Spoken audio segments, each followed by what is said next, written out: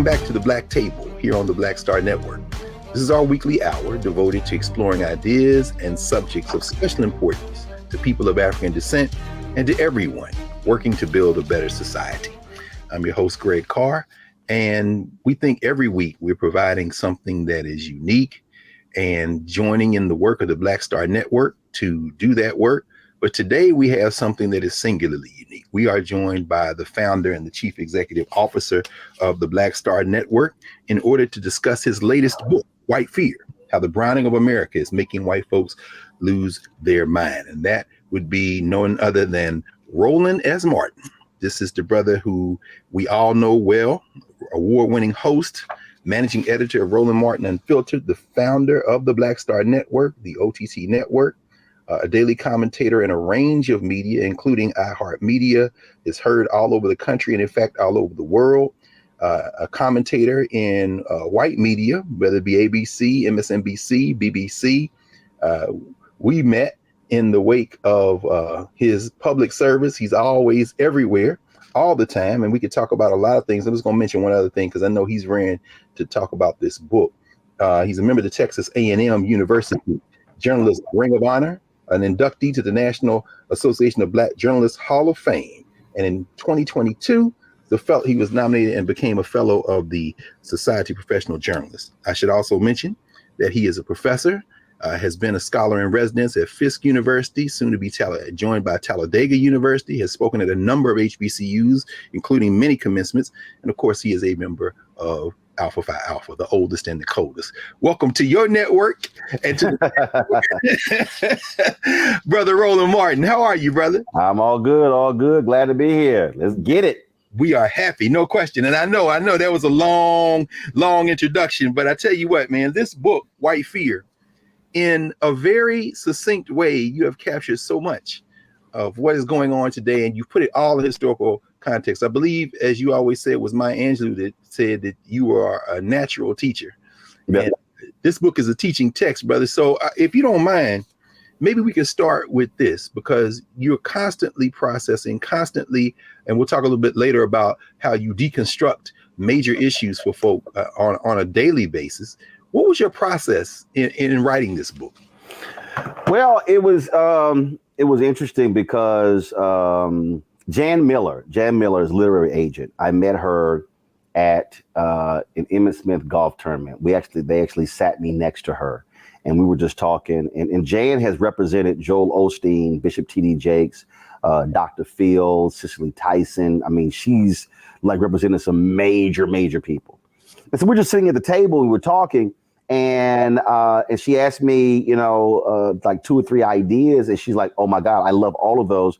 She says, "I want to represent you," and I was like, I'd already published 5 books myself, so I didn't necessarily feel as if I needed a literary agent. I didn't care about the publishing world. I didn't care about their validation. I didn't need them to say yes or no to we're going to publish this, because I could do it my damn self. And I was like, all right, cool. And so for like 3 years, Jan kept going, "Roland, when are you going to get me something?" And I told her, I was so busy. I was just too many things that were going on. And I'm like, I need somebody who can just do this for me. And I can't. There's some people who can sit down and over 3 or 6 months just block out this time and just focus on this. But I have way too many other things that are going on. No question.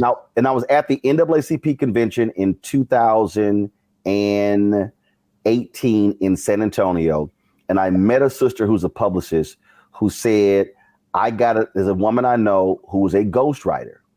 I was like, "Are you serious?" She's like, "Yeah." She said, "I'll connect y'all." I immediately hit her up, Leah Lakins, and I said, "Jan, all right, we ready." And it was just, and the thesis of the book I've been talking about. I've been writing it in columns. I've been talking about it on television. I've been talking about it on radio, but the book process was different. And so I called Leah. I said, "Leah, listen, I do not have time to literally sit down and write this. So what I'm going to do is I will do a complete brain dump." And so we probably had 10, 15 conversations where I would just talk. And so I actually, and I give, and what people don't understand is I speak all around the country, all around the world. I don't write speeches. I've only written 2 speeches in my life. I never read from them. I was like, well, that was a waste of my damn time. Can I ask you, just because that is a revelation, I'm sure, to many people who are watching right now. I think about the great jazz musicians and how they didn't compose every note. They would lay out the charts, and then every night they say, Sonny Rollins, you go see him 5 nights in a row, it's gonna be 5 different concerts. Yes. When you hear you speak, it is well organized, it's laid out, you have the theses, the punctuation points, but you're saying that is, where does that come from then if you're not writing it down, Ron? There's no, like, okay, when I say I don't write it down, there is no outline. Mm-hmm. Oh, you don't even have a chart in your mind. No. There are no notes.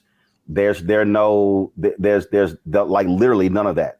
If this was rap, it's completely freestyle. There literally is no, there's none of that.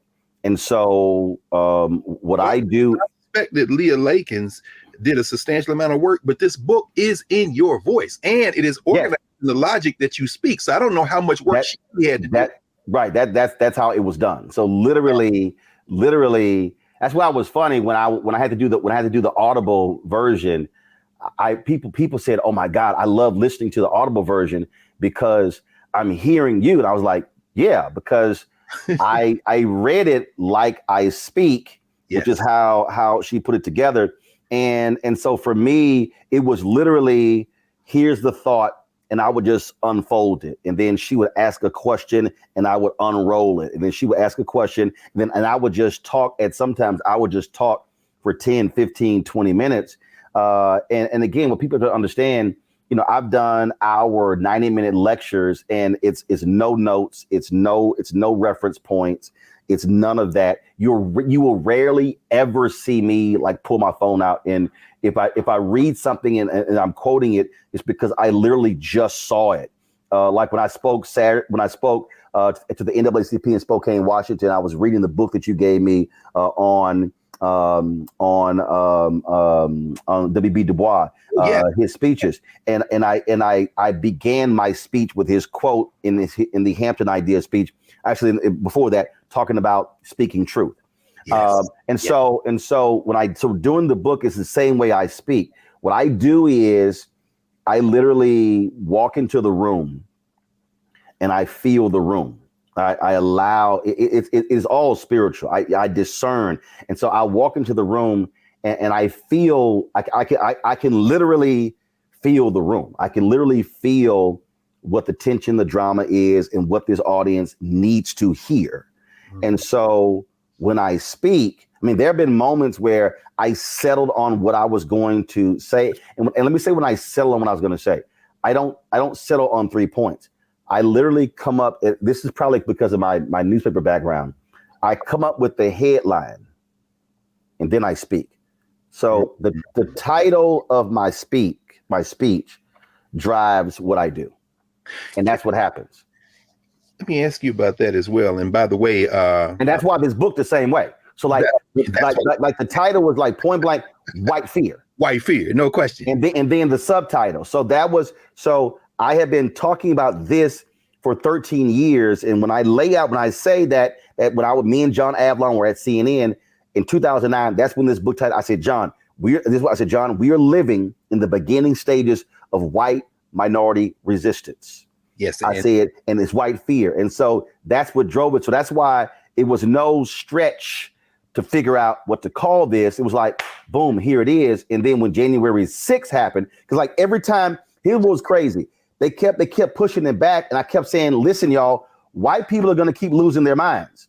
So at some point, we're going to have to publish this book because you can't just keep waiting. It was like Charlottesville. And it was like the next thing. And then when January 6th happened out and they kept pushing the deadline back, I said, you can't push it back further because I actually wanted the book to be out before the election. Actually, I wanted to be out at the beginning of 2020. And it was like something else happened. So we went back and had to change some stuff. And then when January 6th happened, I never forget, I was in Atlanta. It was the day after Warnock and Ossoff won the runoff. I was in a restaurant.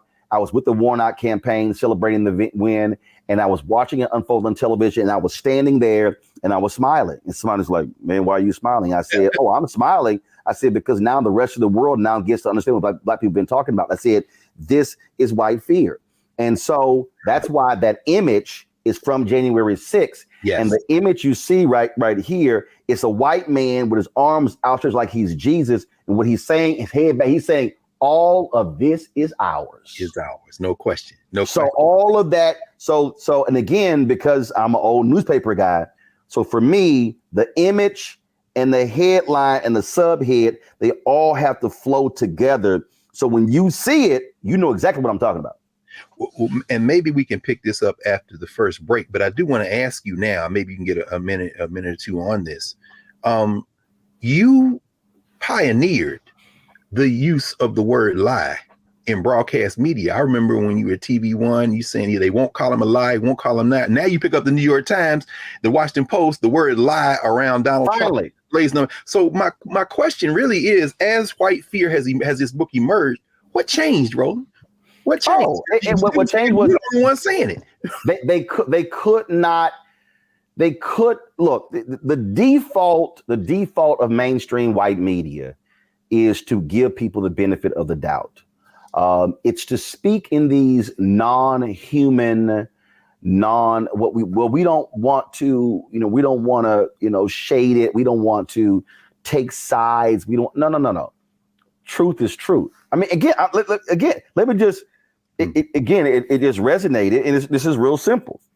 This is literally what Du Bois said. For in the world, this alone is necessary. That if a man speak and act, he speak and act the truth and not a lie. Yes, sir. Yes. That's from the Hampton Ideas speech, 1906. Yes, sir. That's succinct.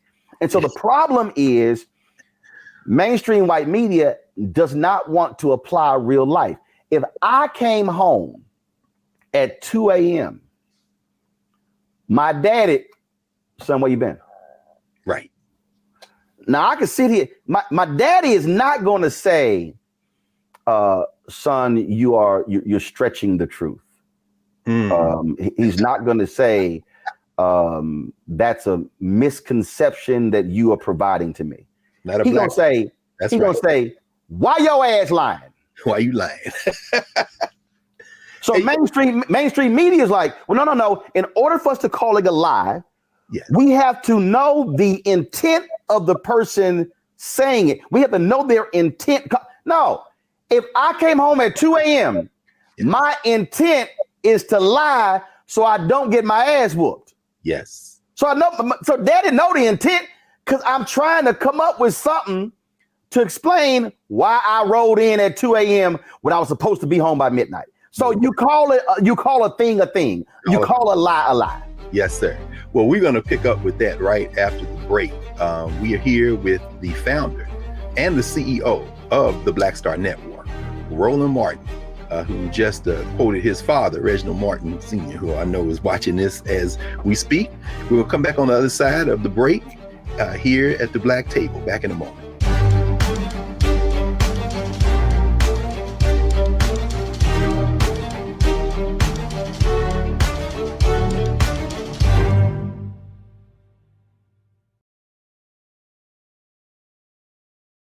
Hatred on the streets, a horrific scene, a white nationalist rally that descended into deadly violence. White people are losing their damn minds.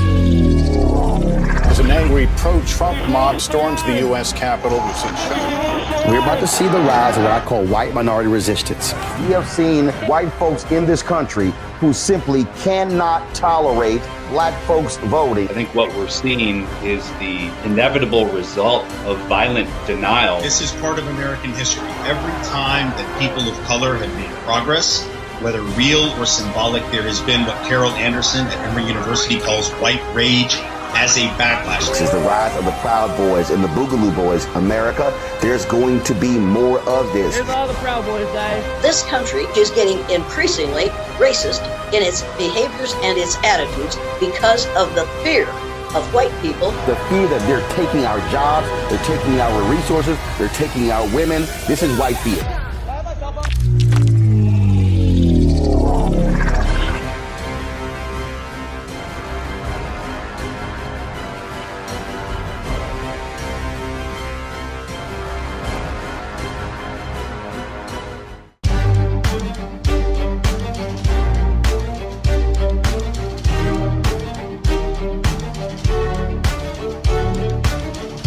Welcome back to the Black Table here on the Black Star Network. We're joined by the founder and CEO of the Black Star Network, Roland Martin, author of White Fear. And when we left, Roland, you were quoting your father saying you don't call a lie a lie, and you were quoting our frat brother W.E.B. Du Bois. And, it occurred to me as you were talking, and I hadn't made this connection, that like Du Bois, in the education of Black people, speeches before historically Black colleges, White Fear is really driven by a voice that you have been honing and crafting now for decades. And in that Hampton Idea speech that he gave in 1906, he talks about the great fear. So here we are a century and almost 2 decades later, and you're talking about the great fear. What is White Fear, Ro? It's real simple. And that is, this has been theirs from the beginning, from the start. That scene, I love it. Every time I play it, I get in trouble because YouTube, they block it. But that great scene from The Good Shepherd, it's real clear. I mean, they say it. This scene between Joe Pesci and Matt Damon, and Matt Damon is a wasp, and Joe Pesci is a mobster, and they're going to him for the purpose of trying to kill Castro. The movie was directed by Robert De Niro. Also stars Angelina Jolie.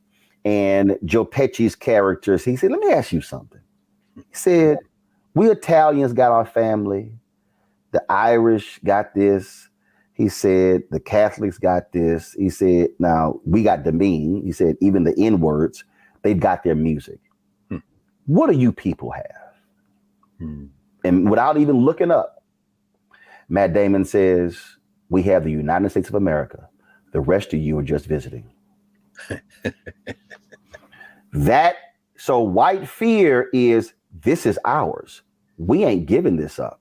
So now all of a sudden, we are becoming the America, the melting pot. We are becoming that nation. See, and so the fear is, wait a minute, hold up. Y'all are now trying to redefine what it means to be an American? Yes, because to be an American has been white, Anglo-Saxon, Protestant. Yes. Now all of a sudden, they now have to now factor in, because now we are elected to office. We now are CEOs. We now are owners. We now have opinions. We now are not fully subjugated to their control. So we now are in advertising. We're now in media. We now are writing columns. We now are show hosts. So they no longer get to control the narrative. And so the fear is that of redefining what it means to be American. The fear is, hold up, we got to share power. We got to share money. We got to share. Whoa. King talks about that in Where Do We Go From Here, Chaos or Community. Yes. Where he literally says white America is not prepared for it. They simply are wholly unprepared and wholly uneducated in dealing with this. And so I lay out in every point in history when we've had Black success, it's followed by white backlash, because the fear is they're taking our jobs. They're taking our resources. They're taking what is ours. They're taking our land. They're taking our women. They're taking our culture. And that's the natural every single time something happens. And so it's in the data. It's in the polling data. It's in the research. And so this thing started when I said this poll that was taken, the question was asked, are you optimistic about the future of America for your children? Every group said, a majority said yes, except white Americans. September 2016, the question was asked, are you optimistic about the future of America economically for the next 10 years? Black people, lowest wealth, highest optimism. That's an oxymoron. Latinos, second lowest wealth, second highest optimism. White people, by far largest wealth, lowest optimism. And so you then have to now go the second, the third, the fourth, and fifth layer to go, hold up. Why is that? Because at every step of the way, they have been conditioned that if we now are getting something, Black, Latino, Asian, Native American, that means they are losing what they haven't had to confront, which is now the issue. Yes. It's now population decline. The white death rate is higher in about 15 states than white birth rate. So y'all we losing. No, y'all dying. That's right. Well, and you're not repopulating. Well, that's what I want to ask you about, Roland. It's very interesting. I mean, 4 sections, elegantly framed, very direct. 4 sections, 3 chapters, section 1, 3 chapters, section 2, 2 chapters each, sections 3 and 4. Data-driven, history-driven, metaphor-driven.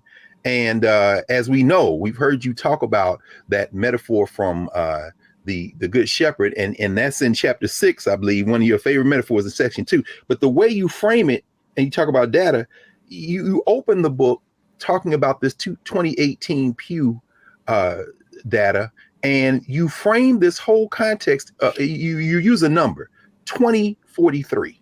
That's it. And would help us understand the significance of that date for you. I never forget 30 years ago, I'm 24 years old, the story comes out. America is going to be a nation, majority people of color in 60, 70 years. People are like, oh man, please, that's so far away. I'm not going to be here.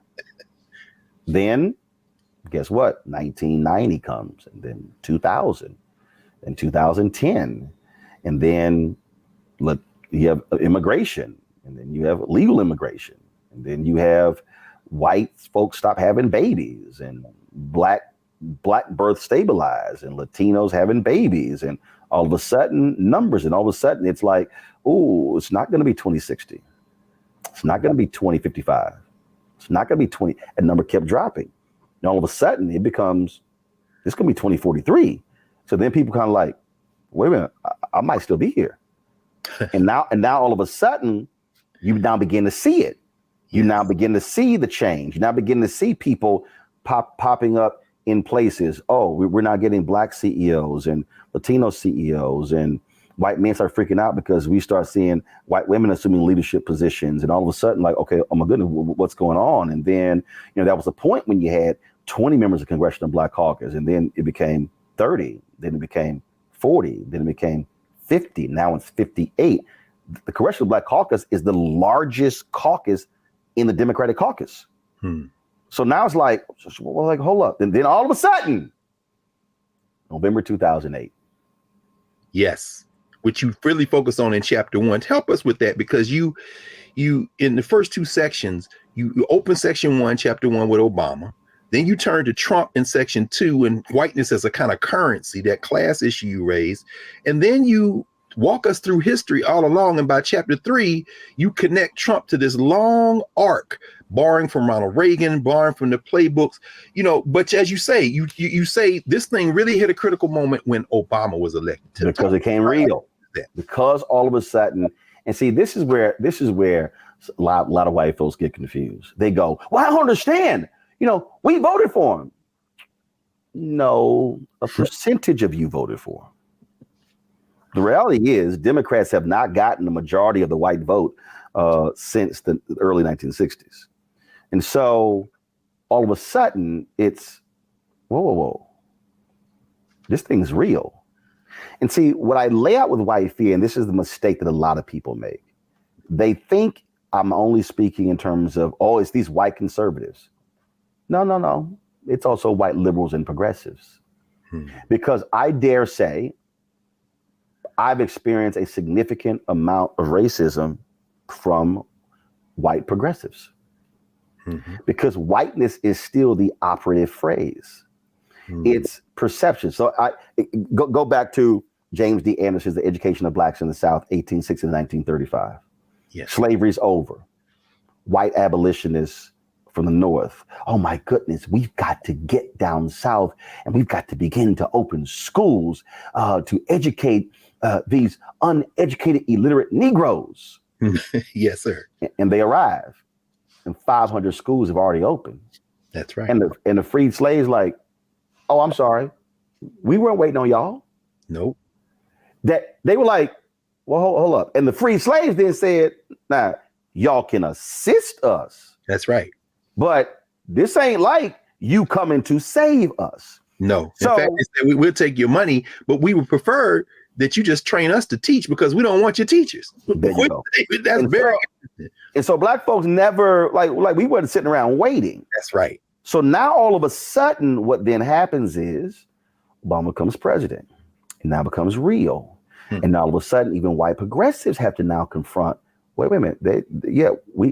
Y'all been running stuff too. That's why I'm highly critical in the Democratic Party. Who controls the money flow? Yes. Who controls the purse strings? Oh, you want our black votes, but then you don't want to spend the money. And one of my criticisms of President Obama is that he did nothing about that.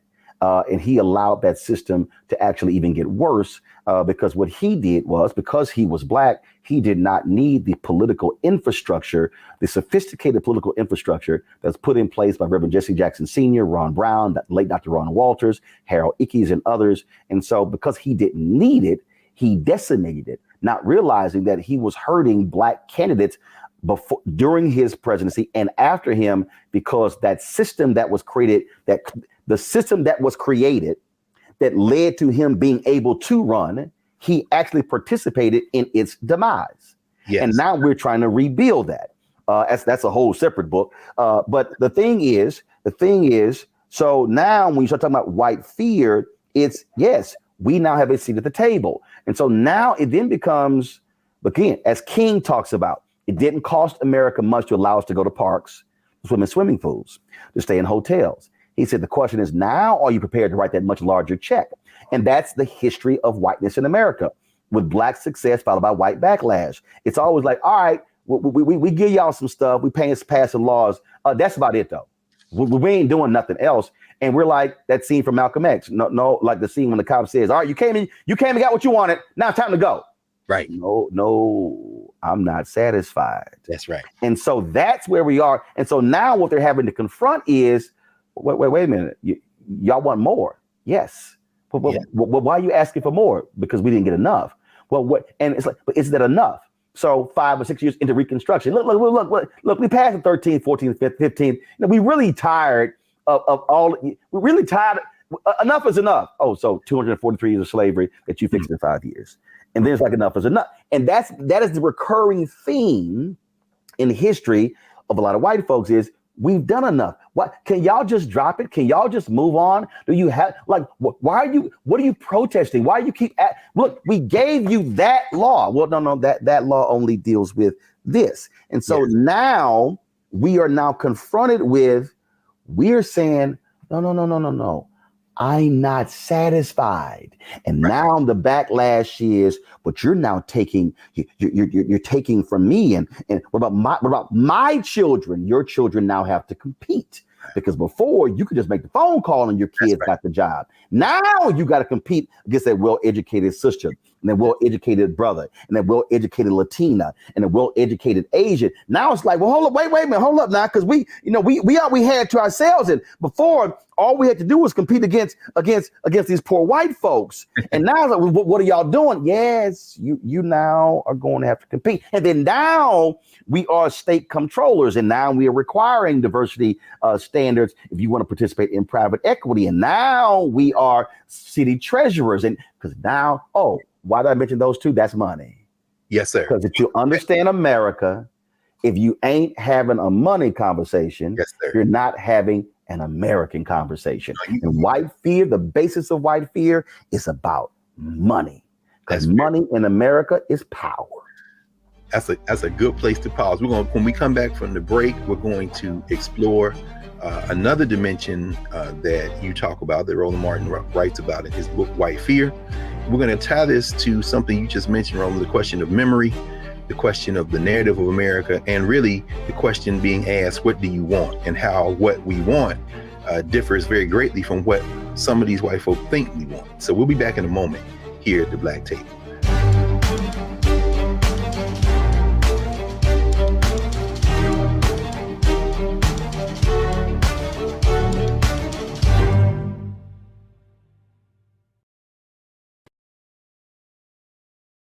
When you talk about blackness and what happens in black culture, we're about covering these things that matter to us, speaking to our issues and concerns. This is a genuine people-powered movement. There's a lot of stuff that we're not getting. You get it, and you spread the word. We wish to plead our own cause. Too long have others spoken for us. We cannot tell our own story if we can't pay for it. This is about covering us. Invest in black-owned media. Your dollars matter. We don't have to keep asking them to cover our stuff. So please support us in what we do, folks. We want to hit 2,000 people, $50 this month, raise $100,000. We're behind 100,000, so we want to hit that. Y'all money makes this possible. Check some money orders. Go to P.O. Box 57196, Washington, D.C. 20037-0196. The Cash App is $RM Unfiltered. PayPal is R Martin Unfiltered. Venmo is RM Unfiltered. Zelle is Roland at RolandSMartin.com.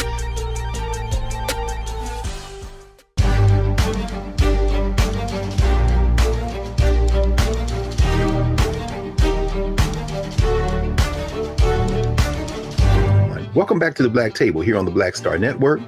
Remember to support the Black Star Network. Download the app, subscribe to all of the social media platforms and all of the streaming platforms for this over-the-top network. And we are joined today by the founder of the Black Star Network and CEO, Roland Martin, and we're discussing his book, White Fear.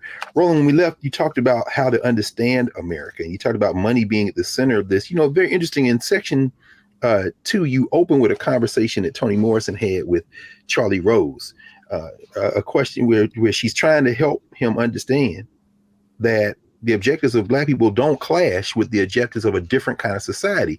And when you talked about white folk having their privileges taken away, it reminds me in section 4, chapter 9, you recount a conversation with George W. Bush around this question of privilege.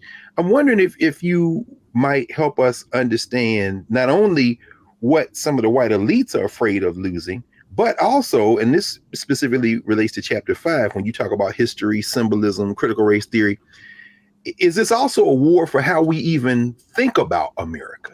Because absolutely. Excluded. Please go right ahead. Absolutely. I'll take the second part first, and that is, again, it goes to the redefining of what does it mean to be an American. What does it actually mean to be an American? What does that phrase even mean? I'm an American.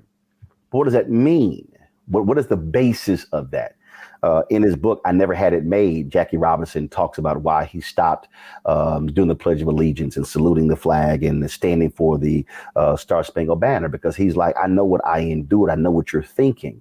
And he said, if even one African-American doesn't have it made, then I never had it made.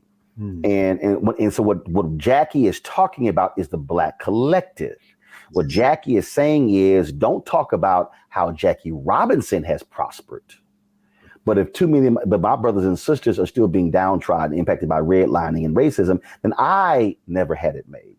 White folks want us to believe that, well, Oprah is a billionaire. Michael Jordan is a billionaire. Look at Tiger Woods. Look at Beyonce. Look at Jay-Z. Look at Chris Rock. And so they go through this. But Chris Rock in his comedy special says, he said, I live in a neighborhood and the only two Black people in my neighborhood are me and Mary J. Blige, and we're the only two entertainers. So what he's saying is, how did all of these other white folks become rich and they're not even entertainers? They're dentists. How they're doctors. How do they, how could y'all afford? Oh, because you're operating economically at a whole different level. And so for us, the only pathway is entertainment or sports. Yeah. And so when you start breaking that down, you start understanding how then we're then viewed. Now what we're saying is, no, we want to be like y'all. We want to be a 7-figure dentist. We want to be a 7-figure architect. We want to be a 7-figure engineer. We want same thing. Why do we have to? Because see, if you're telling us that we only have to play sports and sing and dance in order to enjoy the American dream, what you're really saying is, I still need you to be 21st century mandingos and perform for us. Yes. And how does that, it's interesting, Roland, as you raise that, because one of the things that you really carry as a theme throughout the book is Black institution building and self-determination. Completely. In the chapter on history, symbolism, and the kind of theft of our memory, you talk about the role of the Black press. And of course, Black Star Network being another example of independent institution, and you're always bringing it. I saw a couple of your interns at this Center for Journalism and Democracy, the Nicole Hannah-Jones Open, and your name was raised several times, including by your interns who were there. You employ a lot of HBCU interns, and you also talk about in the chapter on education the importance of HBCUs. I mean, how important is the value of independent, Black-owned, Black-run institutions within this work? So I go back to I keep referencing this because I do believe among the 1,000+ books I have that where do we go from here? Chaos or Community is in the top 3 of all books that I have. I cannot stress enough. I know I've sold more copies of this book than the King Children. I mention this in speeches, in lectures, everywhere. Because there's a portion in that book where King says that there are 4 institutions that are prime position to liberate Black people. He uses the word liberate. He says the Negro Church, the Negro Press, Negro fraternities and sororities, and Negro professional and business organizations. He's talking about infrastructure. He's talking about you need to have institutions to liberate. You cannot have individuals cannot liberate us as a people. Patton, as an individual, could not do what he did against Hitler's Third Reich. He needed an army. And so our institutions are those things that survive when we transition to become ancestors. The institutions, that's what passes the baton. And so you need the institutions that also is reaching a mass of people. And so you can be an individual teacher, but when you are now teaching several hundred students, you are now passing the knowledge on to them. And so now all of a sudden you're teaching more and more and more. Now they're taking the knowledge and going further. So if we don't understand that as we are now as we're breaking down white fear, you have to build institutions. What I'm actually doing is a reverse, and I think the book is right there. It's a reverse of Gerald Horne's book dealing with Claude Burnett. But the key thing is not Claude Burnett's Negro Associated Press. It's the second, the Jim Crow paradox. Because as Gerald Horne lays out, the Jim Crow paradox is when we were breaking down institutions, but as Horne we're putting a nail in our own coffin because we were fighting white supremacy, fighting Jim Crow.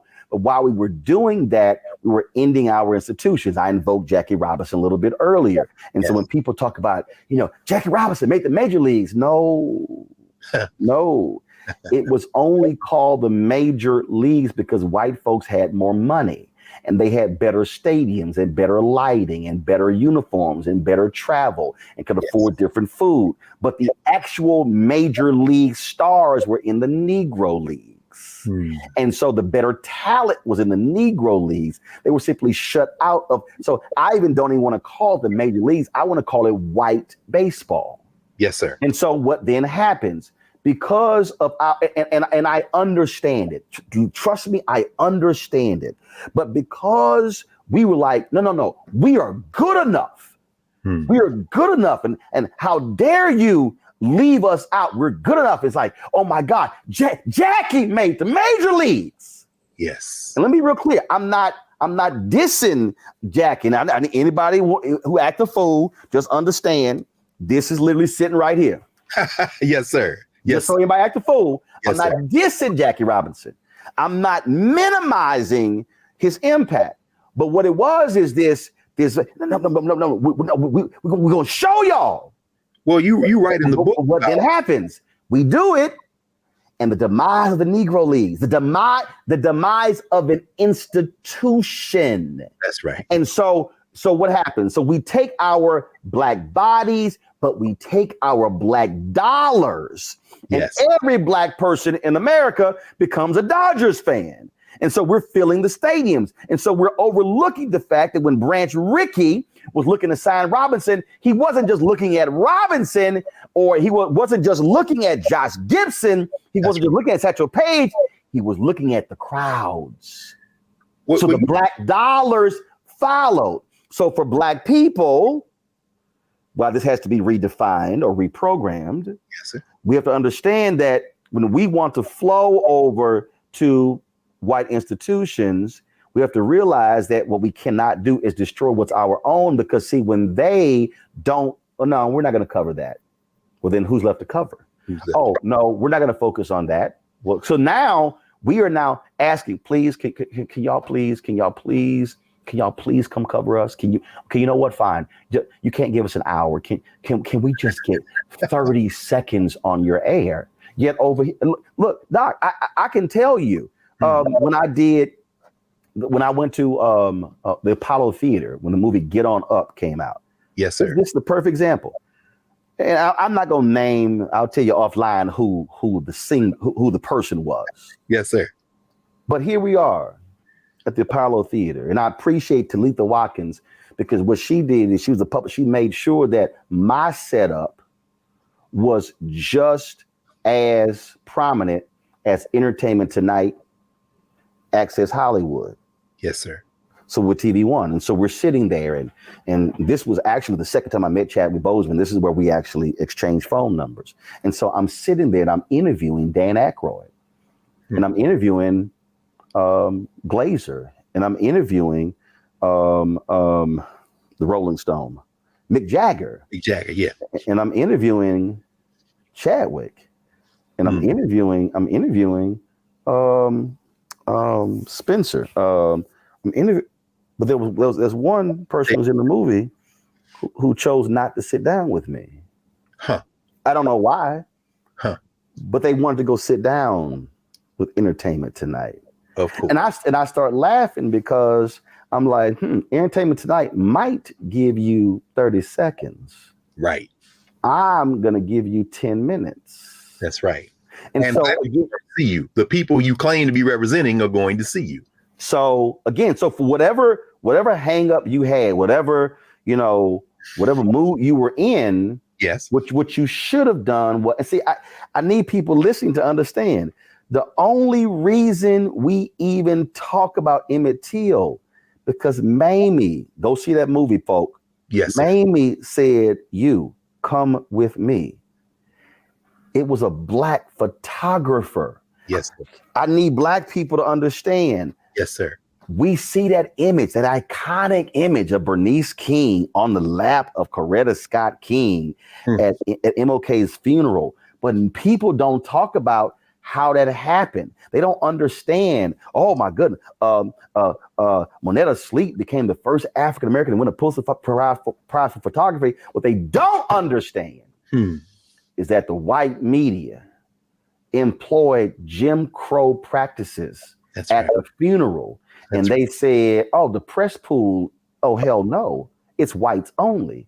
And there was Lerone Bennett at Ebony and Simeon Booker at Jet, who went to Coretta Scott King, and they said, Mrs. King, they are not going to allow Ebony and Jet and black media into the press pool in the church. And Coretta Scott King said, please let everyone know, if Ebony and Jet are not allowed in the press pool, there will be no press pool in the church at my husband's funeral. And they let Sleet in, and that's how he was able to shoot the photo, that iconic photo that no white photographer got. And that's what led to the Pulitzer Prize. And so what I'm saying is that's black institutions where Coretta Scott King did not say, well, the world is covering the funeral of my Martin. And so the Associated Press and UPI and the New York Times and Newsweek and Time and the BBC, they are the majors. Y'all hear my language? Yes, That's sir. the majors. And so, no, she said, no. Because she said she remembered before AP and UPI and Newsweek and Time and New York Times had Martin in the papers, in the magazines, he was in Ebony and Jet. Yes. And so that's institution building. And so I'm marrying those two by saying, as we are confronting white fear, as we are demanding full equity, equality, I'm not satisfied. At the same time, we are not denying black institutions, because even when we're in those places, Yes. They still are going to run and control them. And I'm a last point here, and I don't think when I use the story of Winnie Mandela, I'm at CNN, and that they can't find anybody at CNN. All those people who were on air to fly to Birmingham to interview Winnie Mandela. And so John Klein, being president of CNN US, calls me and says, "Hey, Roland, do you want to do this?" Hell yeah, of course. This is Winnie Mandela. This is a freedom fighter. Ain't no Nelson Mandela out of prison as president unless there's a Winnie Mandela fighting on the outside. That's right. And so I go to Birmingham and interview her. And first of all, that was a flirtatious woman. She was flirting with me the whole time. That is her reputation. There's a photo she made me put my arms around her. She looked, "Oh, you cute." She was flirting me. She was like, Winnie was a flirt. So it was hilarious. We in the church too. It was too funny. So I interview her, and so we get back, and they go, "Oh, we need to talk to you." Okay. Well, why didn't you ask her about when she was on trial for putting on trial? And I said, yeah. So I said, why in the hell y'all didn't go interview her? Right. I said, I asked her what I wanted to ask her. That's right. They said, we're not going to run the interview. I went to John Klein. I said, hey, man, your folk in Atlanta not going to run an interview. So I need the tape. I'm going to run on my TV One show this weekend. Now, John was like, great. That's great. I got it. We came to DC, transferred, because it was literally on a tape. It was on a tape. Transferred it, aired it in 2 parts on TV One. March 2018, I'm in Memphis preparing for MLK 50, the 50th anniversary of assassination, Winnie Mandela dies. While there, I interview Reverend Jackson. I interview Randall Robinson. I then tell my man Keenan restream the interview. The only reason you or anyone else is able to see me and Winnie Mandela is because I had a Black show on a Black-owned network as an outlet to show it. Yes, sir. That's why I'm talking about we have to be, as we're still breaking down Jim Crow and breaking down this white fear. We cannot forego our Black institutions because they are the ones that are always there with us when we are, because they also are the impetus for fighting and the organs for putting pressure on the white institutions. You cannot have Black institutions that are crumbling while you're trying to break down another system. Absolutely. Thank you for walking us through that, Roland. The importance of institutions, and also teaching other lessons, such as the importance of owning your material, intellectual property. A lot of lessons being taught today at the Black Table. We're going to come back in a moment with our founder and CEO of the Black Star Network, Roland Martin, discussing his book, White Fear, How the Browning of America is Making White Folks Lose Their Minds, here at the Black Table on the Black Star Network. Back in a moment.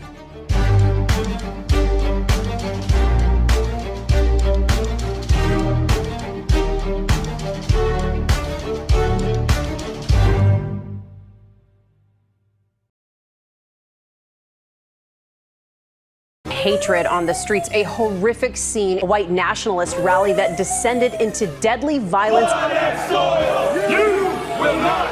White people are losing their damn minds. As an angry pro-Trump mob storms the U.S. Capitol, we've seen We're about to see the rise of what I call white minority resistance. We have seen white folks in this country who simply cannot tolerate Black folks voting. I think what we're seeing is the inevitable result of violent denial. This is part of American history. Every time that people of color have made progress, whether real or symbolic, there has been what Carol Anderson at Emory University calls white rage as a backlash. This is the rise of the Proud Boys and the Boogaloo Boys. America, there's going to be more of this. Here's all the Proud Boys, guys. This country is getting increasingly racist in its behaviors and its attitudes because of the fear of white people. The fear that they're taking our jobs, they're taking our resources, they're taking our women. This is white fear.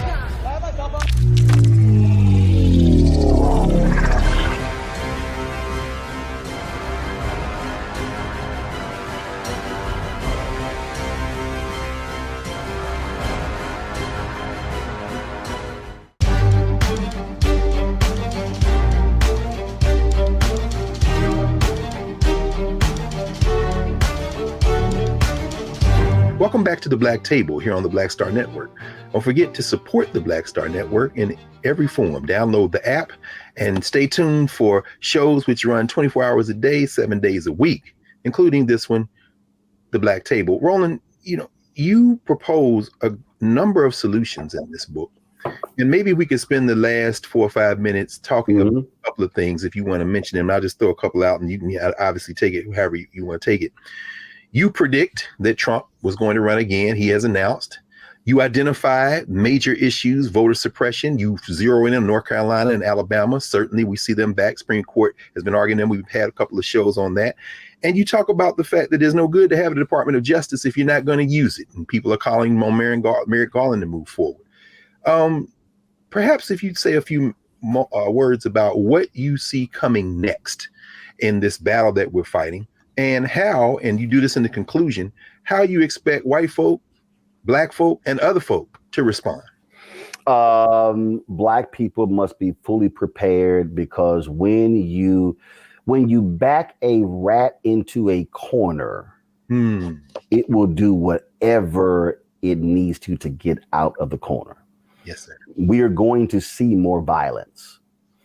We're going to see more vitriol, because as each day passes, it is a nail in that coffin. What we also must confront, and this is where I'm going to have our Latino/Hispanic brothers and sisters are going to have to aggressively confront the racism, the classism that comes from many of their countries where they have a negative view of Black people. We're going to have to deal with white Hispanics identifying with whiteness in America, so therefore aligning with white nationalism. Now, that is going to be a very difficult subject for a lot of people, because it is going to force them to confront the realities of that white racism that emanates from the countries. And so not everyone that calls themselves brown is brown. That's going to be real. It's going to be real. And so what also is going to be happening is you're going to see, again, folks are going to fight back, which means that when you are in a war, you must be on war footing. You must be preparing for war, which is why I say we need to be fortifying our children educationally. What we cannot do is be in a war, and then all of a sudden we are approaching 2043 and the demographic numbers are changing, and our education levels are are abysmal. We've got to ensure that our kids are up to par. I want us to return to that day of educational fervor that existed post slavery, that existed during Jim Crow, when you had Black families that had 20 kids and mama and daddy never got past the 3rd grade, but all 20 kids graduated from college. Like what was that? But you had and Black people, and they never made more than $10,000. They were broke, but they said, no. Y'all going to see, it was a fervor. Yes, I need that to happen. I need us to truly understand collective power. April 3rd, 1968, MLK talks about that in his speech at Mason Temple, where he says Black people individually are poor, yet collectively represent one of the most powerful and the largest economies in the world. And so when I'm fighting for Black-owned advertising dollars, that's a collective thing. Because if we're able to drive use the power of the collective to now, let's just say we get 10% of the $322 billion spent in advertising, that's $32 billion, when right now we're getting 0.5%. You talk about on a federal level, we're getting that $560 billion is being spent on federal contracts, yet we're getting 1.67%, $9 billion of the $560 billion. Imagine if we go from $9 billion to $56 billion. This is where I battle with folks who stand and fight for reparations. And I make clear, I'm not I can make the intellectual argument. I can make the philosophical, the economic argument as well. But what I'm also looking at is, who's fighting for the existing money versus the hypothetical money. Yes, sir. See, so I'm like, yo, fight, you do what you do. Yes. But somebody over here has to be applying pressure to the system and say, no, it's $560 billion right now the federal government is spending. Yes, sir. Where's our fair share? Where's our fair share in advertising? Where's our fair share in the states, in the county, in the city, in the school district? And what? See, again, it's understanding when you're in a war, you don't fight on one front. You got multiple fronts happening in a war, and everybody forgets. I'm gonna go back to Patton. Patton wasn't the only 3-star general who became a 4-star. No, that was Bradley. That was Eisenhower. See, you had multiple generals leading different battles because they were trying to win a war. Yes, we want to act like there's only one front. No. Go do you. And I'm not going to go do you, but over here, this is the front that I'm fighting. So that's what I need people to understand what we're doing, where we're trying to go, and what is required. And I need white people. I need white people to be listening to Jane Elliott and Tim Wise and confronting their whiteness in church, in their families. They have work to do. It's not just on us. King said, I'm leading my people into a burning house. Well, guess what? We can't always be the firefighter because sometimes we're not at that house when it's burning. Yes, sir. We need white folks to step up. And that's why I also call to challenge people. You've got to do something. You've got to be an active participant in this thing, because we're not going back. They can get every red hat they want to, holler, make America great again. You can look at every survey. They talk about the optimum period was the 1950s. Well, it wasn't optimum for us. It was for y'all. Yes. So we ain't going back to that. This is now the redefining of America. And now that we're going to have to confront what that means, it's war. Absolutely. And we have to be prepared for this educationally, philosophically, spiritually, morally, on every front. Absolutely. Well, I mean, thank you for joining us and for this book, which seems to capture an entire career, an ongoing work of insight. And so White Fear has given us a roadmap to what we have to confront and how to confront it. We want to thank you for spending some time with us here at the Black Table on your Black Star Network. So we appreciate that, brother. Thank you so much. Appreciate that. Of course, Brad. Appreciate you, man. We'll be back in a moment to clear the table and prepare for our next session at the Black Table.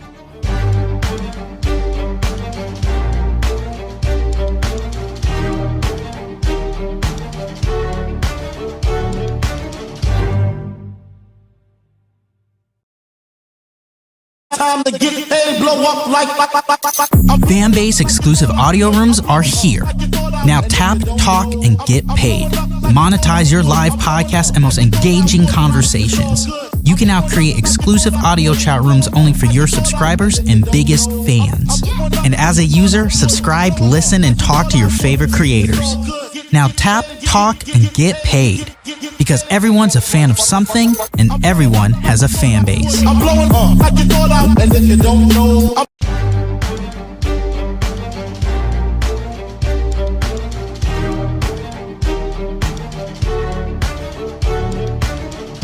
Welcome back to the Black Table. Here on the Black Star Network, we have had a remarkable hour with our founder and CEO, Roland Martin. Certainly now you see why the Black Star Network is important if you didn't know before.